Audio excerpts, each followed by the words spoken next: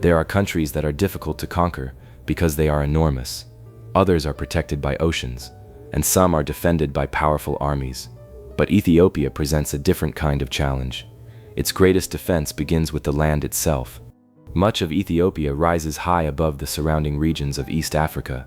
The country is dominated by vast highlands, deep valleys, rugged mountains, and steep escarpments.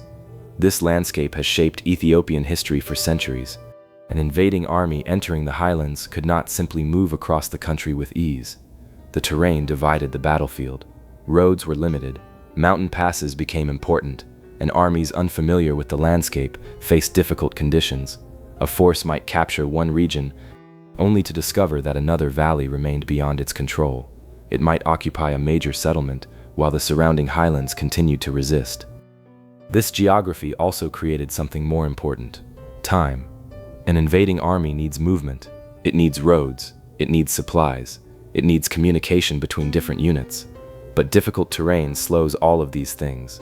The further an army moves into the highlands, the more complicated its logistics become. And when the defender knows the land better than the invader, the advantage can become even greater. Ethiopia was therefore never an easy country to simply walk into, occupy, and control.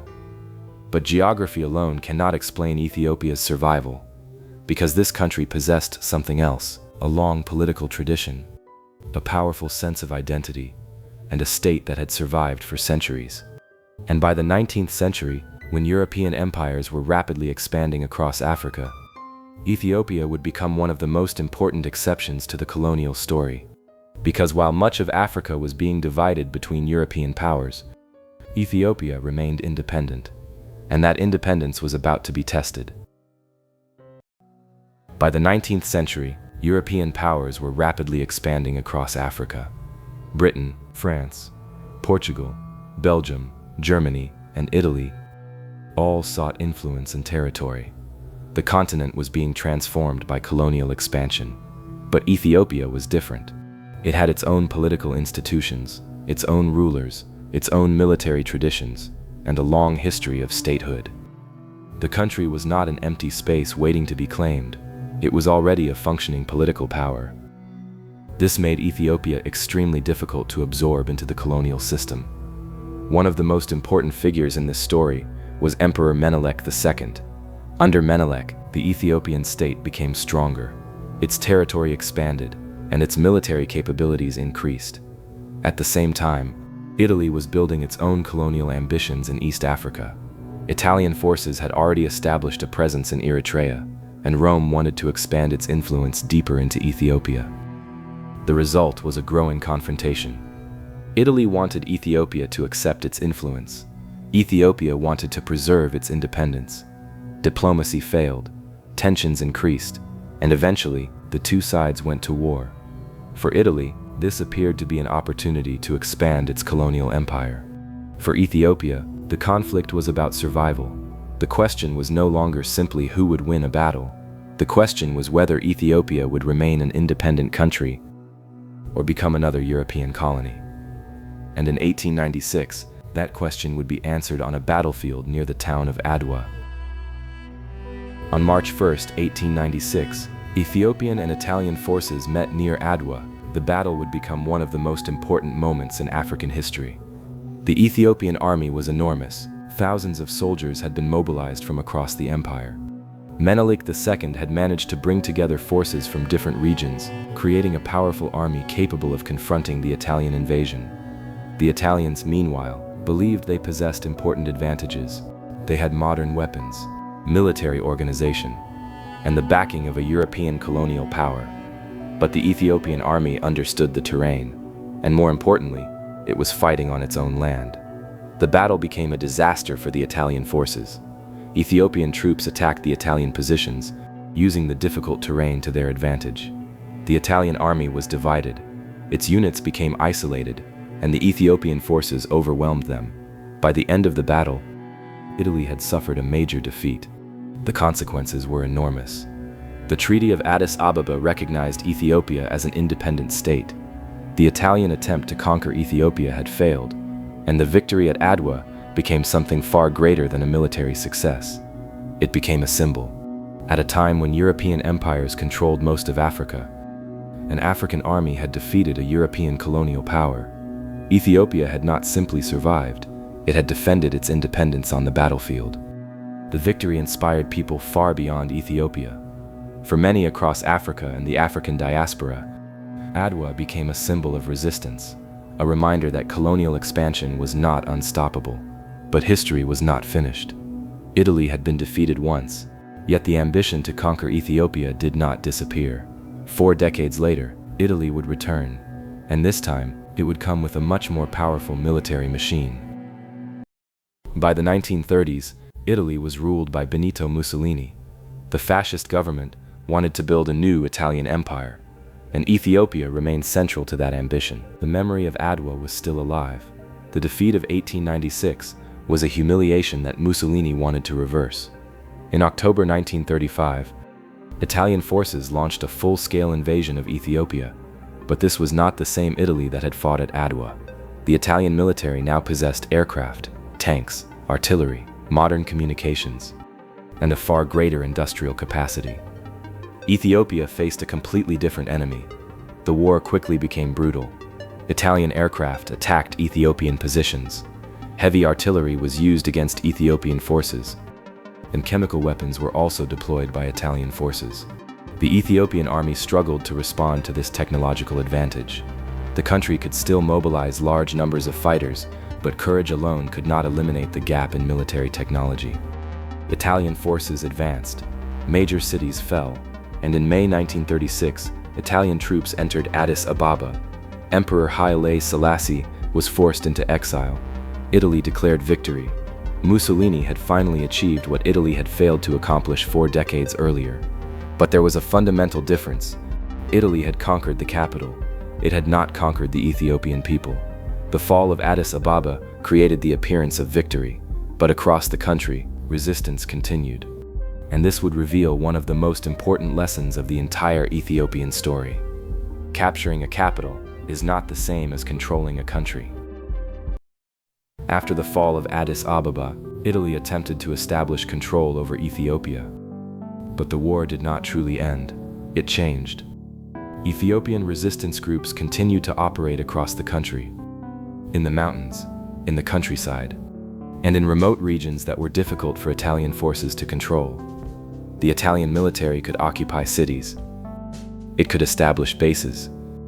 It could control important roads. But Ethiopia was far larger than the territory immediately surrounding those positions. And every area outside secure Italian control created another opportunity for resistance. The occupation therefore became a constant struggle. Italian forces had to protect their bases, secure transportation routes, maintain communications, and prevent resistance fighters from regaining territory. The Ethiopian resistance did not need to defeat Italy in one enormous battle. It only needed to survive, to continue fighting, to keep the occupation expensive, and to prevent Italy from turning military conquest into permanent political control. The situation became even more difficult as the Second World War began. Italy entered the war on the side of Germany in 1940, and the wider conflict created new opportunities for Ethiopian resistance. British forces entered East Africa. Ethiopian fighters joined the struggle against Italian rule, and Emperor Haile Selassie returned to Ethiopia in 1941. The Italian position collapsed. By the end of 1941, Italian control over Ethiopia had effectively ended. Once again, Ethiopia had survived an attempt to erase its independence, but the second invasion had left deep scars. The country had suffered enormous loss. The occupation had been brutal, and the use of modern military technology had demonstrated how vulnerable even a determined defender could become against a vastly better equipped enemy. Yet the final result was clear. Italy had captured Ethiopia, but it had failed to keep it. And that brings us to the final lesson of the Ethiopian story. Ethiopia's history reveals something important about conquest. A country can be invaded. It can be defeated in individual battles. Its cities can be captured, and its government can be forced into exile. But none of these things automatically guarantee permanent control. Ethiopia experienced this twice. In 1896, Italy tried to conquer the country. It failed at Adwa. 40 years later, Italy returned with a much stronger military. This time, it captured Addis Ababa. It occupied the country. But the resistance continued, and eventually, the occupation collapsed. The story of Ethiopia is therefore not simply a story about mountains. It is not simply a story about military strength. And it is not simply a story about geography. It is the combination of geography, political identity, statehood, and resistance. The highlands made military operations difficult. The country's long political tradition gave its people a powerful sense of independence, and the resistance ensured that occupation never became complete control. Adwa proved that a European colonial power could be defeated. The Italian occupation later proved something else. Even when a powerful empire succeeds in capturing the capital, the war may not be over. The real question is what happens afterward. Can the occupier control the countryside? Can it maintain its supply lines? Can it suppress resistance? Can it create a political system that survives? In Ethiopia, the answer was ultimately no.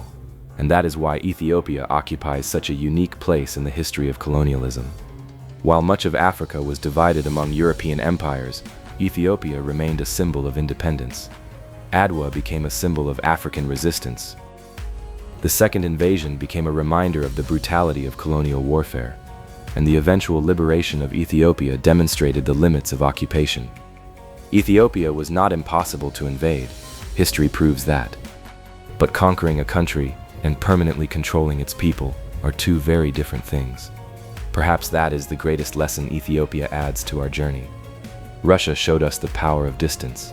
Indonesia showed us the strength of fragmentation. Afghanistan showed us how mountains and endurance can wear down an invader. Norway showed us how sea, mountains, and climate can create layers of difficulty. And Ethiopia gives us another lesson. Sometimes, the greatest defense of a country is the determination of its people to remain independent. Because an army can capture a city, it can raise its flag over a capital, it can declare victory. But if the people continue to resist, the war may not truly be over. And that is exactly what Ethiopia showed the world.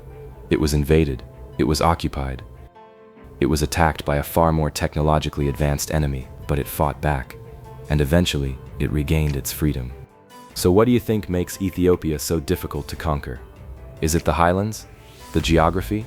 Its long history of statehood? Or the determination of a people who refuse to disappear into someone else's empire? Let me know what you think in the comments. And don't forget to like the video and subscribe to Mythic Wildlife for more cinematic documentaries exploring the world's most extraordinary places and the incredible stories hidden within them. In the next episode, we're heading to another country where geography has shaped the fate of invading armies for centuries.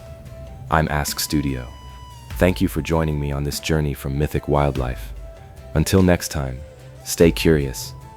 And remember, sometimes the greatest defense of a country is not the army waiting at its borders. It is the determination of a people who refuse to let an invader decide their future.